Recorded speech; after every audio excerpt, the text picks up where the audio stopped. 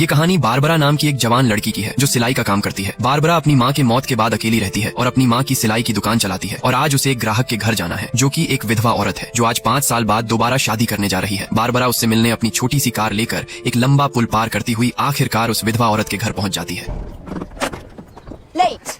उस औरत का नाम है ग्रेस जो आज शादी कर रही है। ग्रेस ने बारबरा को अपनी शादी की ड्रेस पर बटन लगाने का काम सौंपा है, जिसके बाद बारबरा तुरंत अपना काम करने लग जाती है और ग्रेस लगातार बड़बड़ा रही होती है और बारबरा को देर से आने के लिए बुरा भला सुनाने लगती है और कहती है कि तुम्हारी माँ एकदम सही टाइम पर काम किया करती थी लेकिन तुम एकदम लापरवाह हो और आगे ग्रेस के लगातार हिलने डुलने की वजह से बटन लगभग वेंटिलेशन छेद में गिर जाता है और जब बारबरा उसे उठाने की कोशिश कर रही होती है तो ग्रेस फिर से उस पर चिल्लाना शुरू करती है। अब क्योंकि बारबरा के पास एक्स्ट्रा बटन नहीं था इसलिए ग्रेस उसे जितनी जल्दी हो सके दूसरा बटन ले आने के लिए कहती है। जब बारबरा जंगल से गुजर रही होती है तो वो सड़क के बीचों बीच दुर्घटना हुई 2 मोटरसाइकिलों को देखती है। वहाँ कुछ ड्रग्स के पैकेट और 2 पिस्तौलें भी पड़ी थीं, जिसके बाद वो कार को थोड़ी आगे रोक देती है और देखती है कि 2 मोटरसाइकिल सवार आदमी जिनकी दुर्घटना हुई है वो अभी भी जिंदा है और एक सूटकेस के लिए लड़ रहे हैं जिसके अंदर पैसा है। पर यहीं पर बारबरा को एक सही फैसला लेना है जो उसका फ्यूचर तय करेगा। इसके बाद पता नहीं बारबरा क्या प्लान बना रही होती है। वो अपने धागे का डिब्बा खोलती है और उसमें से 2 धागे निकालती है जिसे वो दोनों अनजान आदमियों की ओर खींचती है। चोट लगने की वजह से वो दोनों आदमी उठ नहीं पाते और केवल हैरान होकर बारबरा को देखते रहते हैं और अंदाजा लगाइए कि बारबरा आखिर कर क्या रही है।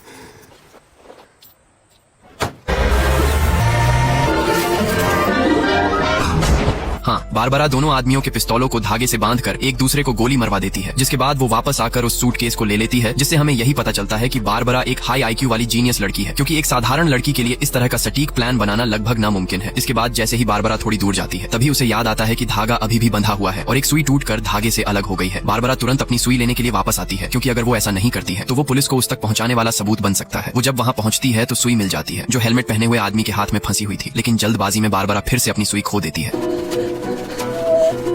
लेकिन तभी वो देखती है कि हेलमेट वाला आदमी अभी भी जिंदा है, जिसके बाद कोई और रास्ता न दिखने पर सबसे पहले वो घटना स्थल से सभी सबूत साफ करती है और उस हेलमेट पहने हुए आदमी को घर ले आती है और दूसरे मरे हुए आदमी को वहीं छोड़ देती है। इसके बाद अपने घर पहुंचने पर बारबरा तुरंत हेलमेट पहने हुए आदमी को अंदर खींचती हुई लाती है और फिर से प्लानिंग के साथ उस आदमी को बांधने लगती है,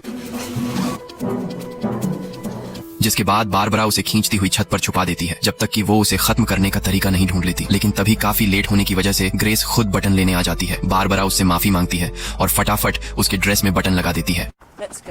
फिर अपना काम निपटाने के बाद बारबरा वापस अंदर आती है ताकि हेलमेट वाले आदमी से निपट सके। वो हेलमेट वाला आदमी आखिरकार बताता है कि असल में हुआ क्या था। वो और उसका साथी जो मर चुका है वो ड्रग्स का लेन देन कर रहे थे। हेलमेट वाला खरीदार था और दूसरा आदमी बेचने वाला था, लेकिन दूसरा आदमी उस सूटकेस को लेकर भागने की कोशिश कर रहा था, जिसके बाद हेलमेट वाले ने उसका पीछा किया और दोनों के बीच गोलीबारी हुई और उनका एक्सीडेंट हो गया। वो हेलमेट वाला आदमी बारबरा को जो उसने किया है उसके लिए चेतावनी देता है कि अब वो भी इस चीज में फंस गई है, क्योंकि उसे पता नहीं कि दूसरे आदमी का पिता एक जालिम और अत्याचारी ड्रग लॉर्ड है और अगर उसका पिता घटना स्थल पर आता है और देखता है कि उसका बेटा मर चुका है तो वो न केवल उसके बल्कि बारबरा के पीछे भी हाथ धोकर पड़ जाएगा। ये सुनकर बारबरा भागने का सोचती है, लेकिन इसके लिए उसे अपनी माँ की आखिरी निशानी यानी कि उसका घर उसे छोड़ना पड़ेगा, जो वो नहीं चाहती। इसलिए वो उस ड्रग लॉर्ड का सामना करने के लिए बारबरा अपने दिमाग का इस्तेमाल करके तैयारी करती है और केवल सुई और धागे की मदद से वो हेलमेट वाले आदमी और उस ड्रग लॉर्ड को खत्म करने के लिए एक जाल बनाती है और एक पिस्तौल लटका देती है।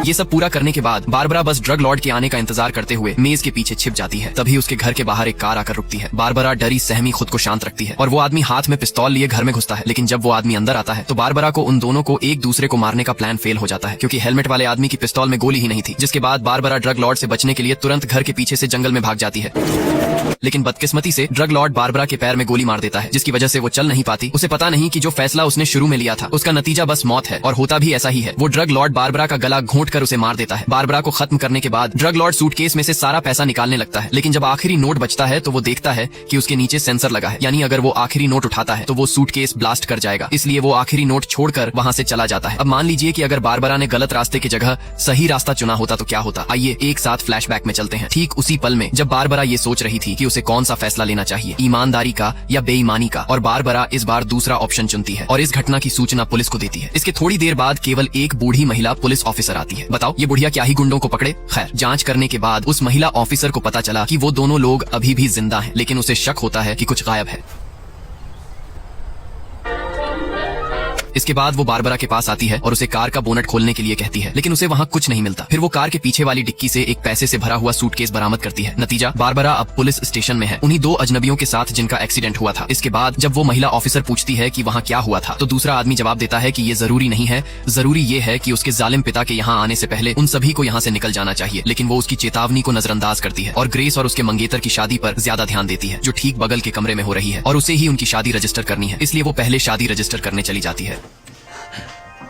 बारबरा को अब पता चलता है कि वो बच नहीं पाएगी, इसलिए वो भागने का तरीका सोचने लगती है और तभी उसकी नजर मेज पर रखी हथकड़ी की चाबी पर जाती है और यहीं पर वो अपने दिमाग का इस्तेमाल करती है और उस हेलमेट वाले आदमी से मेज पर रखी चाबी तक पहुंचने के लिए मदद मांगती है और फिर से अपने सुई धागे की बॉक्स को खोलकर कुछ प्लान करने लगती है। खुद ही देख लो। सब कुछ होने के बाद वो हेलमेट वाले आदमी बारबरा को अपनी बेल्ट और जूते का फीता देता है जो उसने मांगा था, ताकि वो उस चाबी को उसमें फंसा सके। इसके बाद कई बार कोशिश करने के बाद हेलमेट वाला आदमी आखिरकार बेल्ट को चाबी के पास फेंकने में कामयाब हो जाता है और अब बारबरा की बारी है। हाँ, बारबरा एक ही बार में सुई से सही निशाना लगाती है, जिसके बाद वो हेलमेट वाला आदमी धीरे धीरे उसे अपनी ओर खींचने लगता है। आप लोगों को क्या लग रहा है वो कामयाब हो पाएंगे? उसी समय बगल के कमरे में ग्रेस, जो अपनी ड्रेस से जूझ रही होती है क्योंकि बारबरा ने जल्दबाजी में बटन सही से नहीं लगाया था, और ग्रेस ने उसे जैसे तैसे सेफ्टी पिन की मदद से अटका रखा था, लेकिन वो पिन के बार बार चुभने की वजह से खुद ही हंगामा करने लगती है। तभी उस महिला ऑफिसर को बारबरा याद आती है जो बगल के कमरे में है, जिसके पास उसने सुई धागे का बॉक्स देखा था, और इस तरफ का सीन खुद देख लो। हाँ, बारबरा और हेलमेट वाले आदमी का चाबी लेने का प्लान फेल हो जाता है और वो महिला ऑफिसर बारबरा को बगल के कमरे में ग्रेस का बटन लगाने के लिए ले जाती है। ग्रेस उसे देखते ही उस पर चिल्लाने लगती है। बारबरा चुपचाप उसका बटन लगाती है। इसके बाद बारबरा को वापस उसकी सीट पर भेज दिया जाता है और इस बार महिला ऑफिसर ने चाबी को एक कपड़े के हैंगर पर लटका दिया है, जिसके बाद वो लोग वही तरीका इस्तेमाल करते हैं, लेकिन इस बार मुश्किल थोड़ी ज्यादा थी। वो हेलमेट वाला आदमी आखिरकार अपनी बेल्ट को सही निशाने पर फेंकने में कामयाब होता है और अब बारबरा की बारी है, जो सुई को चाबी के छेद में फंसा देती है, जिसके बाद हेलमेट वाला आदमी आखिरकार चाबी को पा लेता है, लेकिन वो यहाँ केवल खुद की हथकड़ी खोलता है और हथकड़ी की चाबी को ऐसी जगह फेंक देता है जहाँ कोई देख न सके और सूटकेस लेकर भाग जाता है। हार न मानते हुए बारबरा भागने का एक और प्लान बनाती है और इस बार वो पास में रखे सीसीटीवी कैमरे के तार का इस्तेमाल करती है और उस तार को एक्सटेंशन बोर्ड से जोड़ने की कोशिश करती है, लेकिन ठीक उसी वक्त बाहर एक कार आकर रुकती है, यानी ड्रग लॉर्ड आ चुका है और वो सबसे पहले दूसरे रूम में जाता है। तभी वो महिला ऑफिसर उस पर गुस्सा हो जाती है और अपना पिस्तौल निकालने लगती है और आगे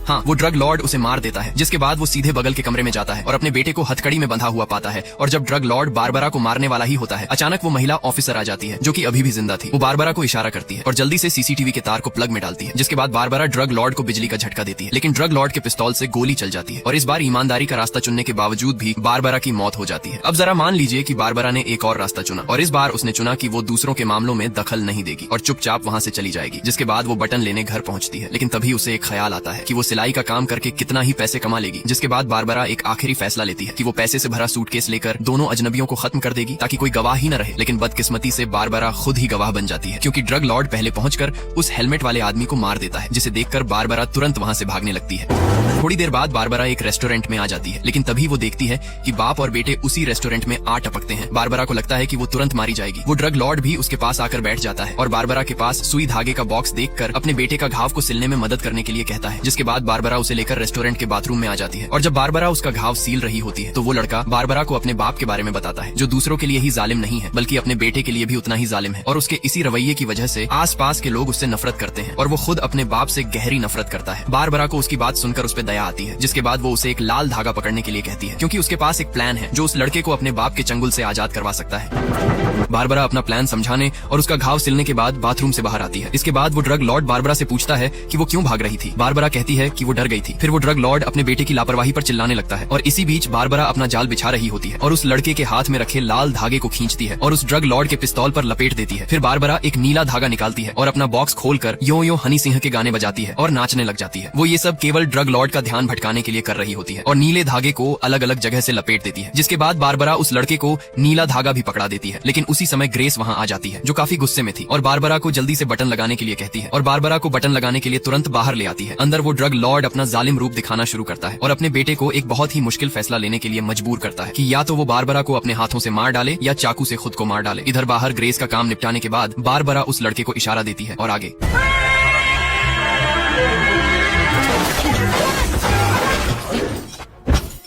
हाँ, बारबरा का बनाया प्लान काम कर जाता है और वो ड्रग लॉर्ड अपने ही बेटे के हाथों मारा जाता है। और यहीं पर हम बारबरा का भी असली रूप देखते हैं, जो बहुत लालची और मतलबी है और सूटकेस को अपने साथ लेकर भाग जाती है और उस लड़के को रेस्टोरेंट में अकेला छोड़ देती है। वो लड़का तुरंत उसका पीछा करने की पूरी कोशिश करता है, लेकिन अब क्योंकि उसके पैरों में चोट लगी थी इसलिए वो लड़खड़ा जाता है। इसके बाद बारबरा अपने घर पहुंचती है और जब वो सूटकेस से एक एक करके सारे नोट निकाल रही होती है, अचानक